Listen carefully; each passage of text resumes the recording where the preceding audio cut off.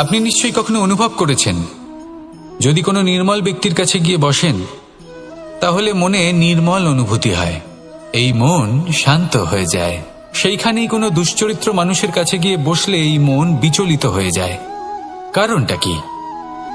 কারণ যে ব্যক্তি নির্মল মনের, তিনি সবার মধ্যে নির্মলতা ছড়িয়ে দেন। আমাদের অন্তরে যা থাকে আমরা সেটাই সবার মধ্যে বিতরণ করি। যদি আপনি এই সংসারে শুভ বোধ ছড়িয়ে দিতে চান, তাহলে প্রথমে শুভ গ্রহণ করুন, তা অর্জন করুন। এই সংসারে জ্ঞানের শক্তি লাভ করুন, আর সেই জ্ঞানের শক্তি সংসারে বিতরণ করুন। শান্তি এবং সন্তোষ প্রদান করুন। কারণ যেমন বীজ এই সংসারে বপন করবেন, তেমনই ফল আপনি লাভ করবেন।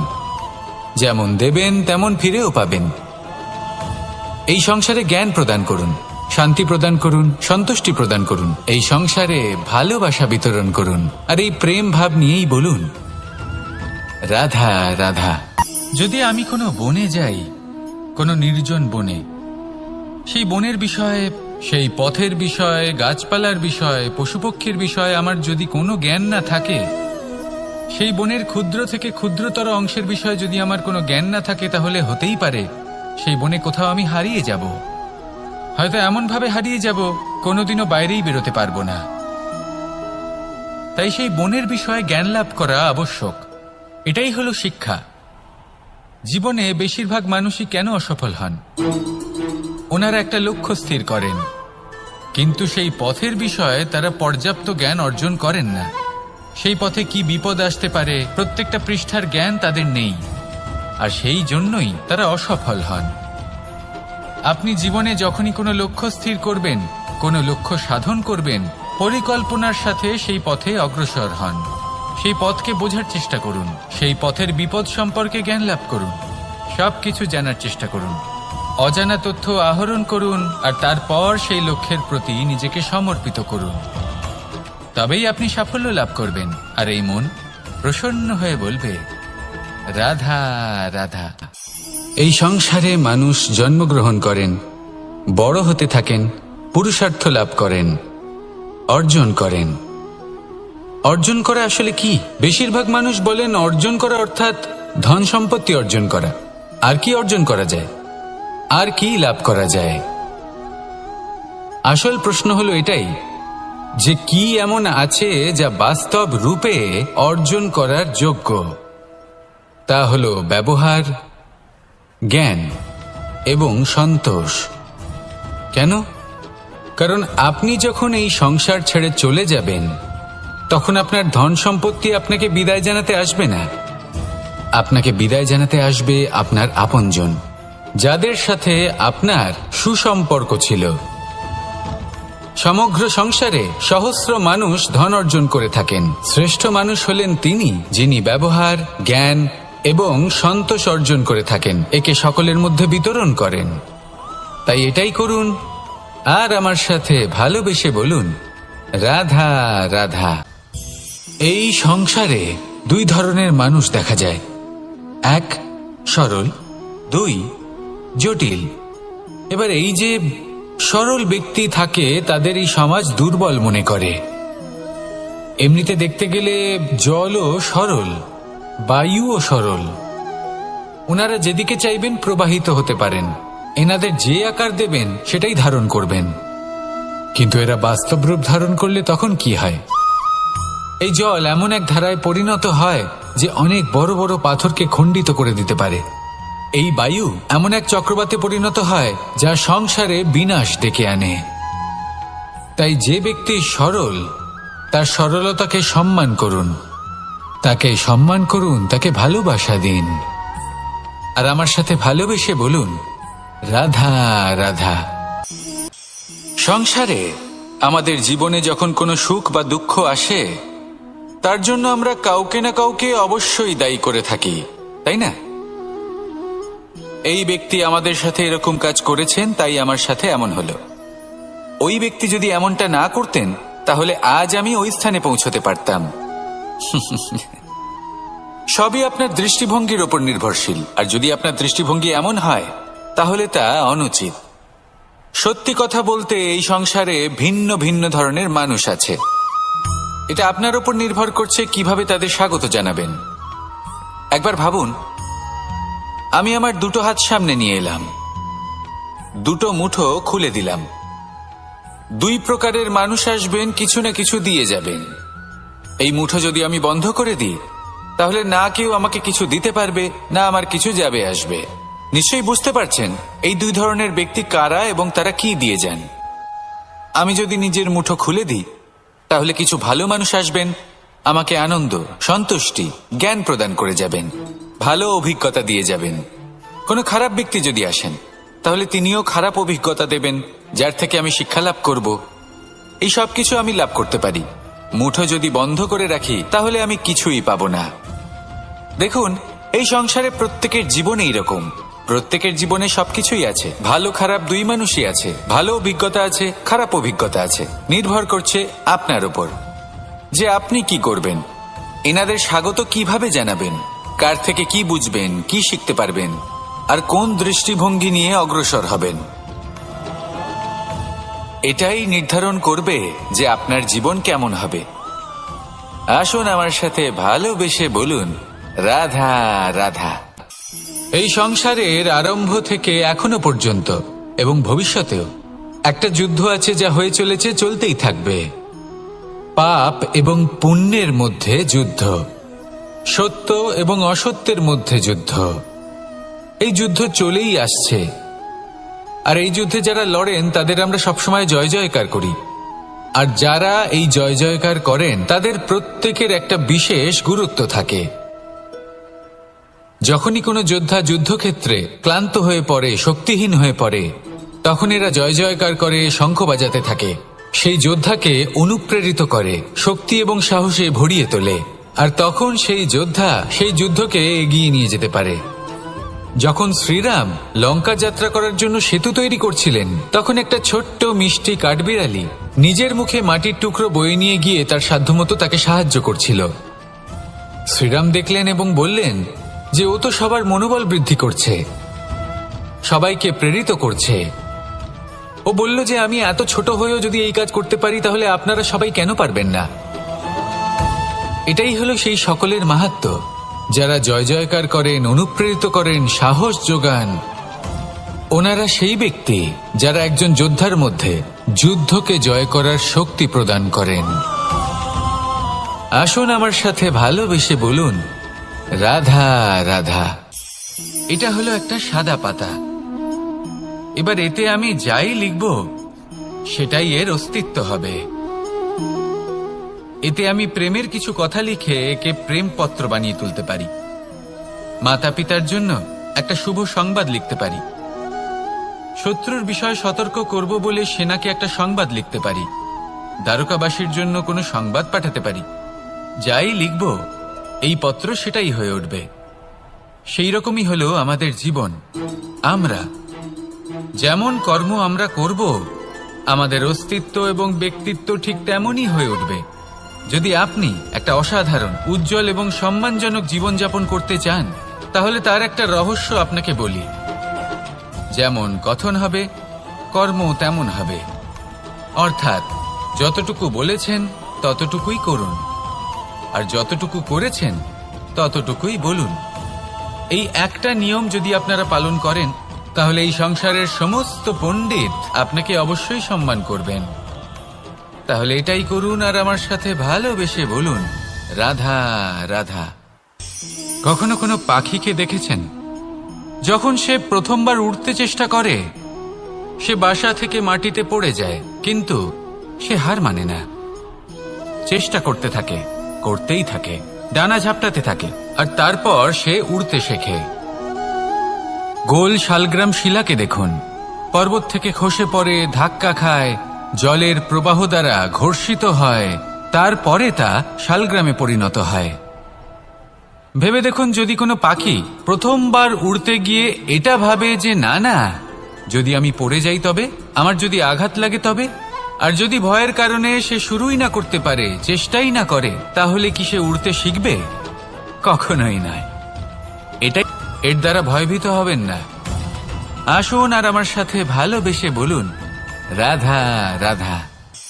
যদি আমি আমার চোখ বেঁধে কোনো একটা নির্দিষ্ট দিকে নিজের সমস্ত শক্তি প্রয়োগ করে ছুটে যাই তাহলে কি হবে? আমি কোথাও ধাক্কা খেতে পারি, নিজের ক্ষতি করতে পারি, কোথাও পড়ে যেতে পারি, তাই না? অর্থাৎ এটা নিশ্চিত এই কাজ আমার করা উচিত নয়। কিন্তু আজকের দিনে প্রত্যেকটা মানুষ এই কাজই করছেন, তাই না? কোনো কাজ করার পূর্বে সেই কাজের বিষয়ে সম্পূর্ণ তথ্য কোথায় সংগ্রহ করছেন? শুধু এটুকু জানেন যে এই কাজটা করলে কত ধন অর্জন করবেন আর কত নাম হবে, আর ব্যাস সামনে এগিয়ে যান। এটা উচিত নয়। পূর্ণরূপে যে কোনো কাজ করার আগেই সেই কাজের বিশ্লেষণ করে নেওয়া উচিত, তা বুঝে নেওয়া উচিত এবং সেই বিষয়ে অবশ্যই খেয়াল রাখা উচিত যে আপনার শরীর এবং আপনার মন এই কাজ করার জন্য কি প্রস্তুত রয়েছে। যদি তা না হয় তাহলে প্রথমে নিজেকে শুধরে নিন, তারপরে সেই কাজ করুন। যদি এইভাবে জীবনে সামনে এগোন তাহলে সাফল্যের সম্ভাবনা জীবনে অনেক বেশি বেড়ে যাবে। তাহলে এটাই করুন আর আমার সাথে ভালোবেসে বলুন, রাধা রাধা। এই সংসারের সব থেকে বড় যোদ্ধা কে? কেউ বলবেন অর্জুন, কেউ বলবেন ভীম, কেউ বলবেন হনুমান আদি ইত্যাদি। কিন্তু এই সংসারের সব থেকে বড় যোদ্ধা আপনার মনের ভেতরে আছে, আপনার মনের মধ্যে আছে। সেই ব্যক্তি সব থেকে উঁচুতে পৌঁছতে পারেন যিনি নিজের অন্তরের খামতি বুঝতে পারেন, নিজের দোষ বুঝতে পারেন, তার সাথে লড়াই করেন এবং তার উপর বিজয় লাভ করেন।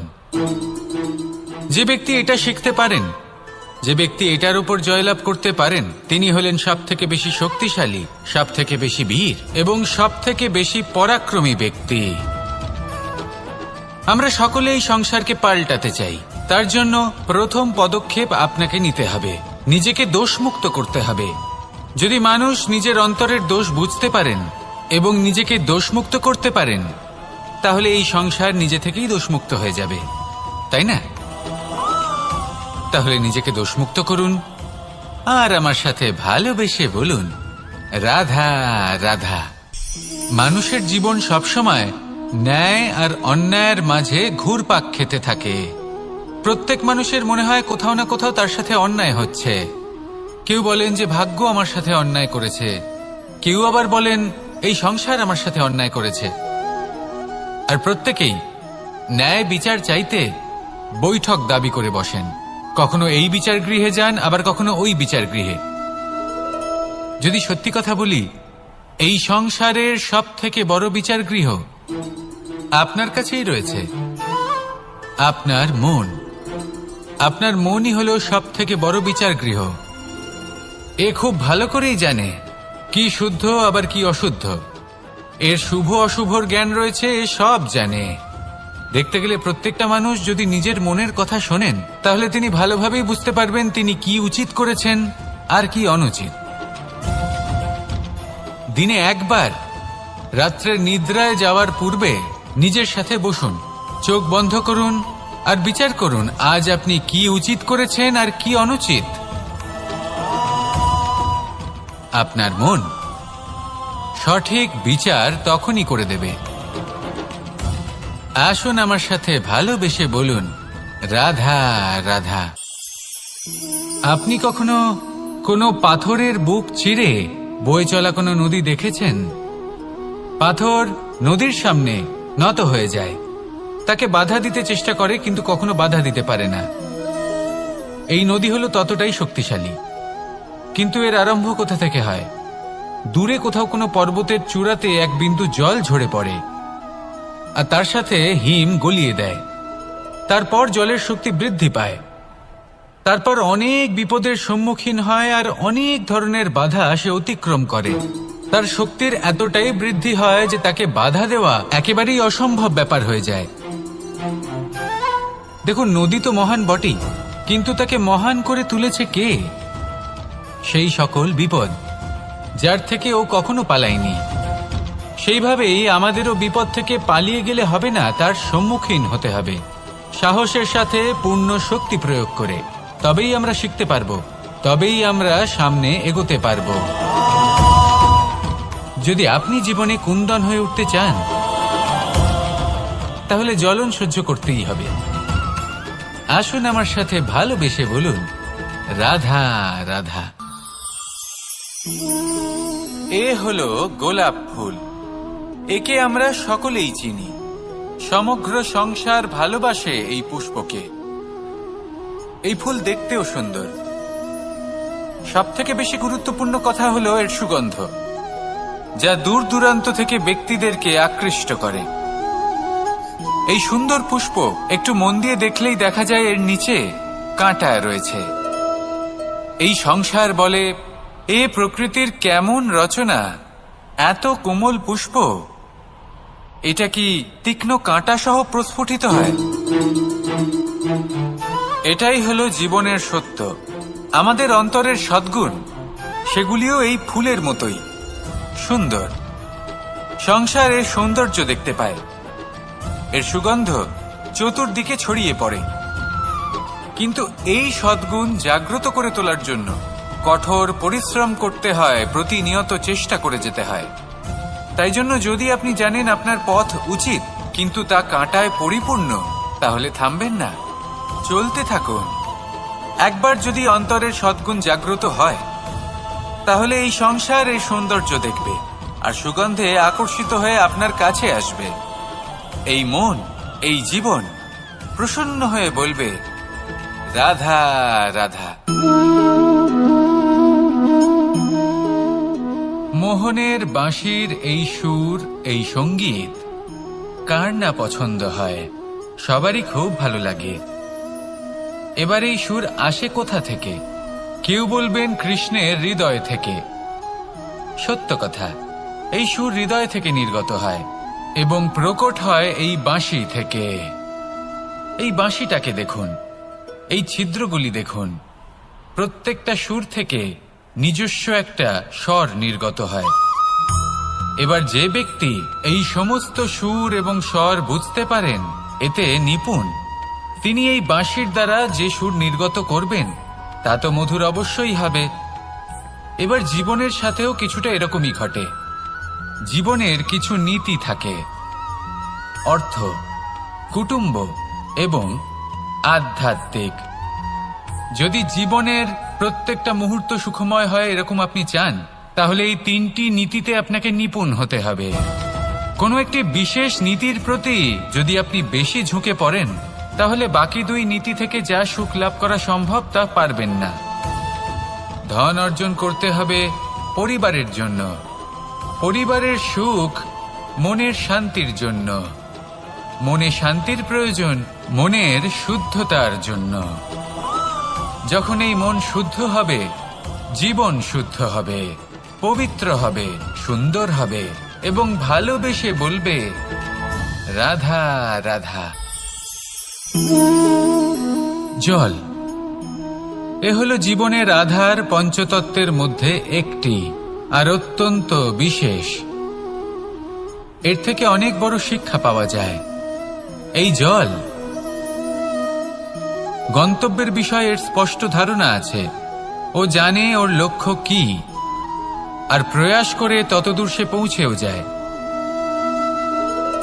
এটি পর্বত থেকে বয়ে নিচে নেমে আসে, নদীর সাথে সমাহিত হয়ে তার সাথে বয়ে চলে, চিরসবুজ বনানী গড়ে তোলে, প্রাণীদের তৃষ্ণা নিবারণ করে, সামনে এগিয়ে চলে, মানুষের সাথে মিলিত হয়।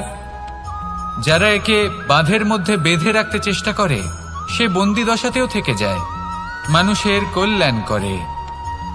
তারপর বাঁধ থেকে মুক্তি পেয়ে এগিয়ে চলে, কোথাও ধাক্কা খায়, কোথাও বাধা পড়ে, কোথাও যদি পথ খুঁজে না পায় তাহলে পথ খুঁজেই নেয়, আর যেখানে পথ থাকে না সেখানে পথ বানিয়ে নেয়, আর শেষ পর্যন্ত নিজের লক্ষ্যে পৌঁছেই যায়, অর্থাৎ সমুদ্রে গিয়ে সমাহিত হয়ে যায়। আমাদেরও কিছুটা এরকমই হয়ে উঠতে হবে। যেখানেই যাবেন সকলের কল্যাণ করুন, সামনে এগোন। আপনি কোথাও পড়ে গেলে, ধাক্কা খেলে আঘাত লাগবেই, উত্থান পতন লেগেই থাকে। সামনে এগোতে থাকুন। কোথাও পথ না পেলে তা খুঁজে নিন, কোথাও পথ না থাকলে তা বানিয়ে নিন। নিজের গন্তব্যের কথা সব সময় মনে রাখুন। শেষ পর্যন্ত নিজের মোক্ষ লাভ আপনি অবশ্যই করবেন। আর আমার সাথে ভালোবেসে বলুন, রাধা রাধা। জীবনের প্রত্যেক মুহূর্ত আমাদের কিছু না কিছু শিক্ষা দেয়, নির্ভর করছে আমাদের দৃষ্টিভঙ্গির উপর। যেমন নদী হলো আমার অত্যন্ত প্রিয়, নদীতে ভ্রমণ করতে আমার খুব ভালো লাগে। কি বলেন? নদীতে সবসময় নতুন কিছু থাকে, ও পুরনো কিছুই নিয়ে বসে থাকে না, সবসময় প্রবাহমান, কখনো থামে না। ততক্ষণ থামে না যতক্ষণ না সাগরে গিয়ে সমাহিত হচ্ছে। ঠিক এইভাবেই আমাদেরও উচিত নিজের জীবন অতিবাহিত করা, নদীর মতো।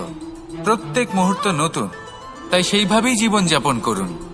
পুরনো কিছুই একত্রিত করে রাখবেন না, বিগত স্মৃতির মাঝে নিজেকে হারিয়ে ফেলবেন না। এই যে বর্তমান, এই যে মুহূর্ত, সেটাই হলো সর্বশ্রেষ্ঠ। এর মাঝেই জীবন যাপন করুন, নদীর মতো প্রবাহমান হতে শিখুন। আপনি শিখে গেলে তাহলে মনে রাখবেন, আমার আপনার মাঝে বিচরণ করতে বড়ই ভালো লাগবে। যে ব্যক্তি আনন্দের সাথে জীবনের প্রত্যেকটা মুহূর্ত অতিবাহিত করে, কোনো চিন্তা ছাড়াই প্রবাহমান হয়, কখনোই থামে না, যতক্ষণ না মুক্তি লাভ করছেন, এমন ব্যক্তির মধ্যেই রাধাকৃষ্ণ বসবাস করেন। তাহলে আসুন আমার সাথে ভালোবেসে বলুন, রাধা। যদি আমি কোনো বনে যাই, কোনো নির্জন বনে, সেই বনের বিষয়ে, সেই পথের বিষয়ে, গাছপালার বিষয়ে, পশুপক্ষীর বিষয়ে আমার যদি কোনো জ্ঞান না থাকে, সেই বনের ক্ষুদ্র থেকে ক্ষুদ্রতর অংশের বিষয়ে যদি আমার কোনো জ্ঞান না থাকে, তাহলে হতেই পারে সেই বনে কোথাও আমি হারিয়ে যাব। হয়তো এমনভাবে হারিয়ে যাব, কোনোদিনও বাইরেই বেরোতে পারবো না। তাই সেই বনের বিষয়ে জ্ঞান লাভ করা আবশ্যক। এটাই হলো শিক্ষা। জীবনে বেশিরভাগ মানুষই কেন অসফল হন? ওনারা একটা লক্ষ্য স্থির করেন, কিন্তু সেই পথের বিষয়ে তারা পর্যাপ্ত জ্ঞান অর্জন করেন না। সেই পথে কি বিপদ আসতে পারে প্রত্যেকটা পৃষ্ঠার জ্ঞান তাদের নেই, আর সেই জন্যই তারা অসফল হন। আপনি জীবনে যখনই কোনো লক্ষ্য স্থির করবেন, কোনো লক্ষ্য সাধন করবেন, পরিকল্পনার সাথে সেই পথে অগ্রসর হন।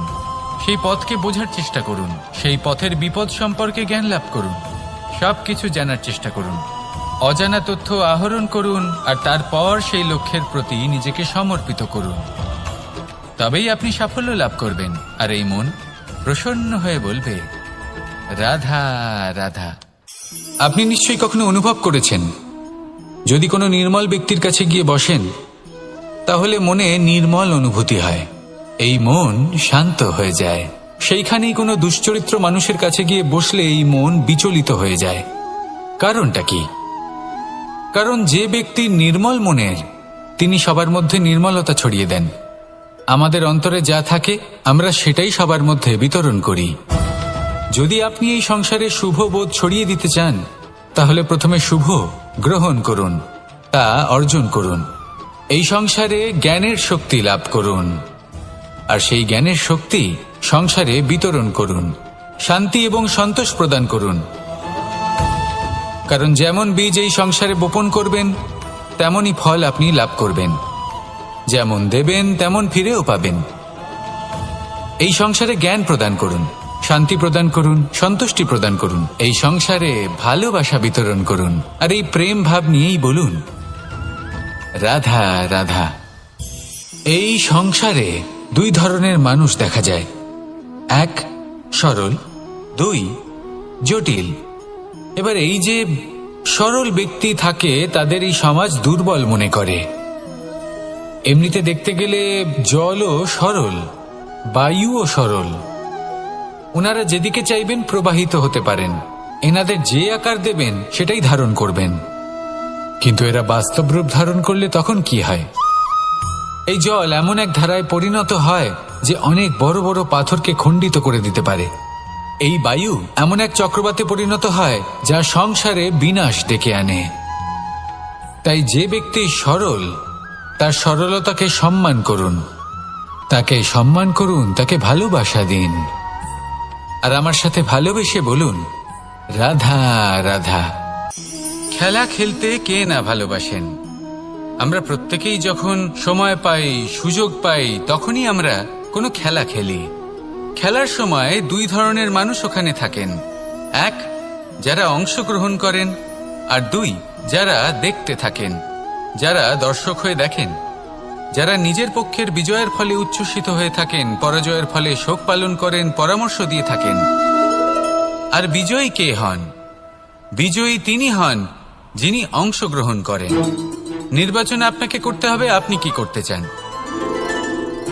আপনি কি খেলোয়াড় হতে চান, নাকি আপনি দর্শক হতে চান? যদি আপনি বিজয়ের আনন্দ লাভ করতে চান, সেই রোমাঞ্চ অনুভব করতে চান, তাহলে খেলতে হবে।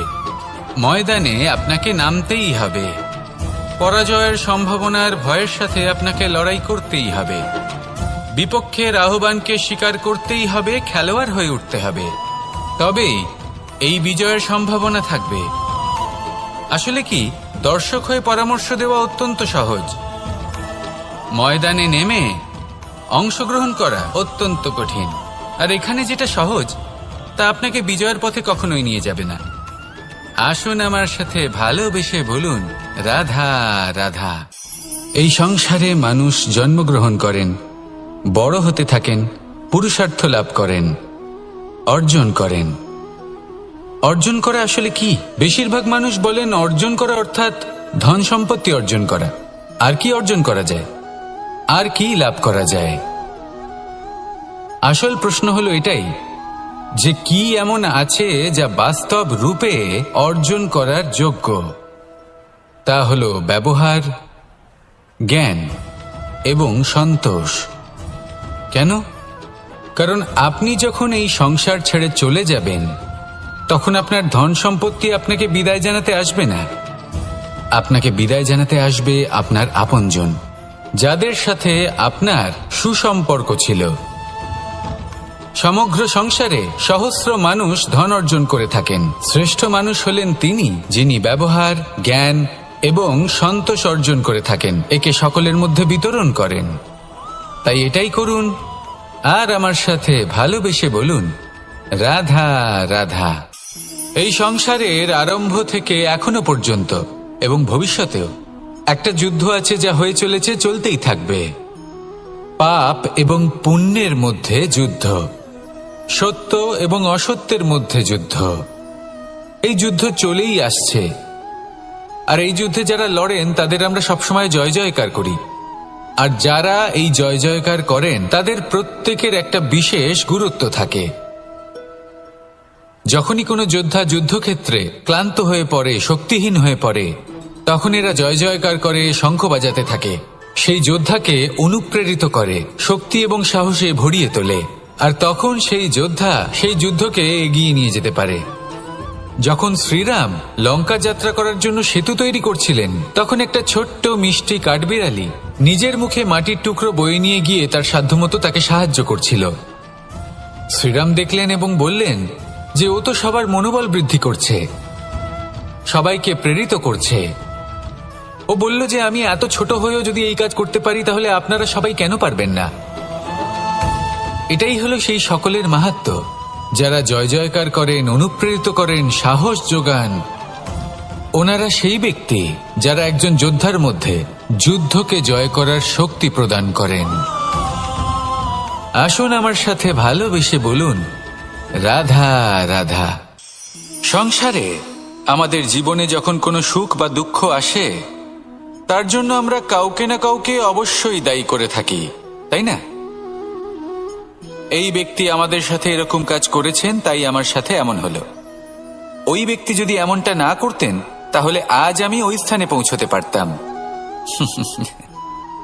সবই আপনার দৃষ্টিভঙ্গির ওপর নির্ভরশীল। আর যদি আপনার দৃষ্টিভঙ্গি এমন হয়, তাহলে তা অনুচিত। সত্যি কথা বলতে, এই সংসারে ভিন্ন ভিন্ন ধরনের মানুষ আছে। এটা আপনার ওপর নির্ভর করছে কিভাবে তাদের স্বাগত জানাবেন। একবার ভাবুন, আমি আমার দুটো হাত সামনে নিয়ে এলাম, দুটো মুঠো খুলে দিলাম। দুই প্রকারের মানুষ আসবেন, কিছু না কিছু দিয়ে যাবেন। এই মুঠো যদি আমি বন্ধ করে দিই, তাহলে না কেউ আমাকে কিছু দিতে পারবে, না আমার কিছু যাবে আসবে। নিশ্চয়ই বুঝতে পারছেন এই দুই ধরনের ব্যক্তি কারা এবং তারা কি দিয়ে যান। আমি যদি নিজের মুঠো খুলে দিই, তাহলে কিছু ভালো মানুষ আসবেন, আমাকে আনন্দ, সন্তুষ্টি, জ্ঞান প্রদান করে যাবেন, ভালো অভিজ্ঞতা দিয়ে যাবেন। কোনো খারাপ ব্যক্তি যদি আসেন তাহলে তিনিও খারাপ অভিজ্ঞতা দেবেন, যার থেকে আমি শিক্ষা লাভ করব। এই সব কিছু আমি লাভ করতে পারি। মুঠো যদি বন্ধ করে রাখি তাহলে আমি কিছুই পাবো না। দেখুন, এই সংসারে প্রত্যেকের জীবনে এইরকম, প্রত্যেকের জীবনে সবকিছুই আছে, ভালো খারাপ দুই মানুষই আছে, ভালো অভিজ্ঞতা আছে, খারাপ অভিজ্ঞতা আছে। নির্ভর করছে আপনার উপর যে আপনি কি করবেন, এনাদের স্বাগত কিভাবে জানাবেন, কার থেকে কি বুঝবেন, কি শিখতে পারবেন, আর কোন দৃষ্টিভঙ্গি নিয়ে অগ্রসর হবেন। এটাই নির্ধারণ করবে যে আপনার জীবন কেমন হবে। আসুন আমার সাথে ভালোবেসে বলুন, রাধা রাধা। এটা হলো একটা সাদা পাতা। এবার এতে আমি যাই লিখব সেটাই এর অস্তিত্ব হবে। এতে আমি প্রেমের কিছু কথা লিখে একে প্রেমপত্র বানিয়ে তুলতে পারি। মাতা পিতার জন্য একটা শুভ সংবাদ লিখতে পারি। শত্রুর বিষয়ে সতর্ক করব বলে সেনাকে একটা সংবাদ লিখতে পারি। দ্বারকাবাসীর জন্য কোনো সংবাদ পাঠাতে পারি। যাই লিখব এই পত্র সেটাই হয়ে উঠবে। সেই রকমই হলো আমাদের জীবন।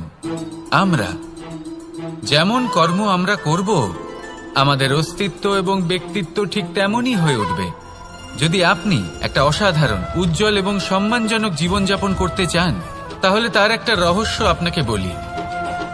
যেমন কথন হবে, কর্ম তেমন হবে।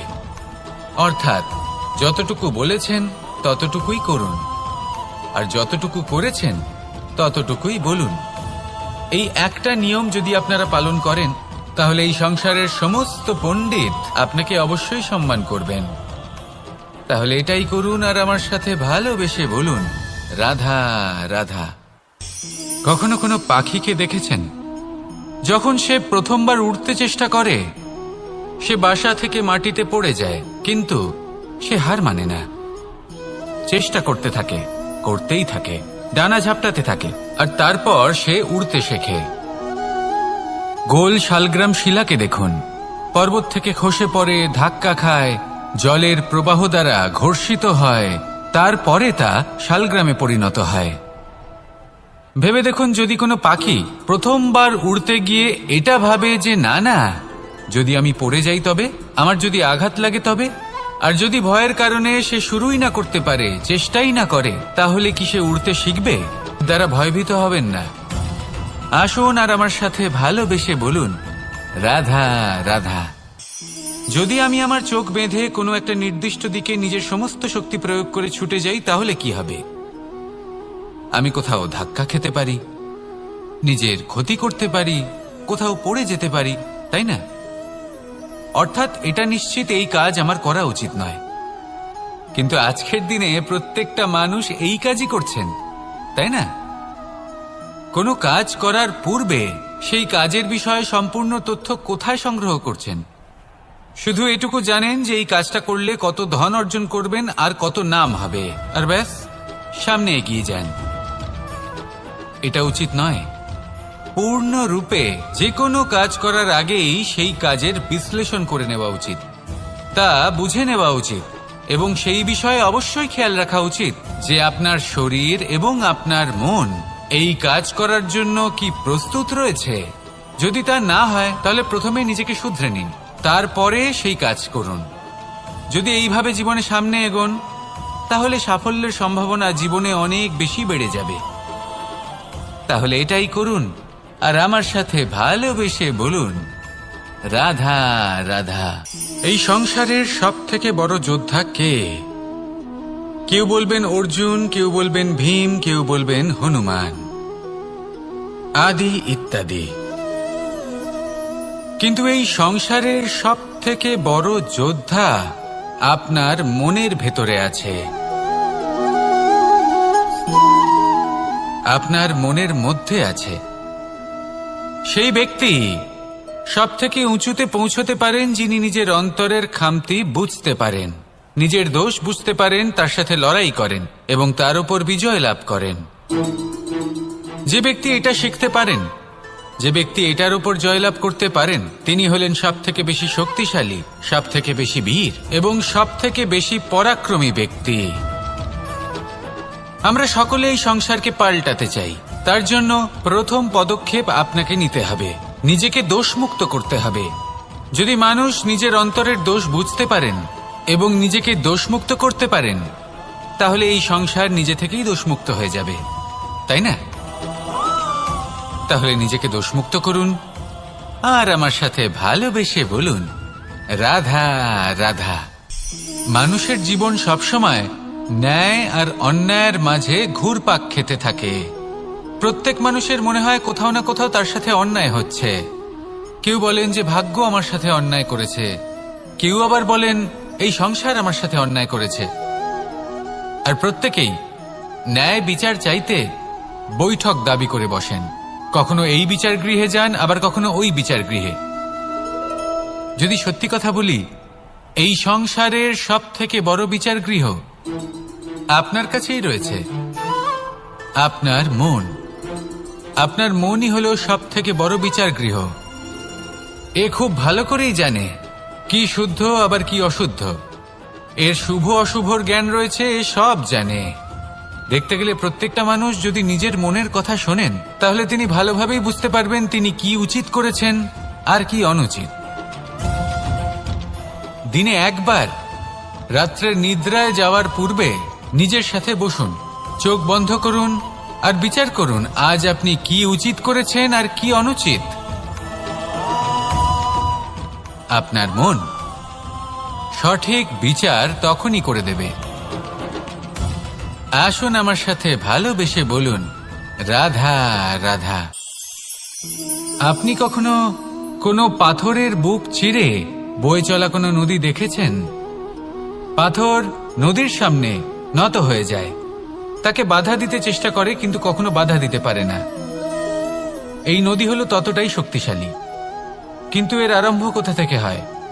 দূরে কোথাও কোনো পর্বতের চূড়াতে এক বিন্দু জল ঝরে পড়ে আর তার সাথে হিম গলিয়ে দেয়। তারপর জলের শক্তি বৃদ্ধি পায়, তারপর অনেক বিপদের সম্মুখীন হয় আর অনেক ধরনের বাধা সে অতিক্রম করে। তার শক্তির এতটাই বৃদ্ধি হয় যে তাকে বাধা দেওয়া একেবারেই অসম্ভব ব্যাপার হয়ে যায়। দেখুন, নদী তো মহান বটেই, কিন্তু তাকে মহান করে তুলেছে কে? সেই সকল বিপদ যার থেকে ও কখনো পালায়নি। সেইভাবেই আমাদেরও বিপদ থেকে পালিয়ে গেলে হবে না, তার সম্মুখীন হতে হবে সাহসের সাথে, পূর্ণ শক্তি প্রয়োগ করে। তবেই আমরা শিখতে পারবো, তবেই আমরা সামনে এগোতে পারবো। যদি আপনি জীবনে কুন্দন হয়ে উঠতে চান, তাহলে জ্বলন সহ্য করতেই হবে। আসুন আমার সাথে ভালোবেসে বলুন, রাধা রাধা।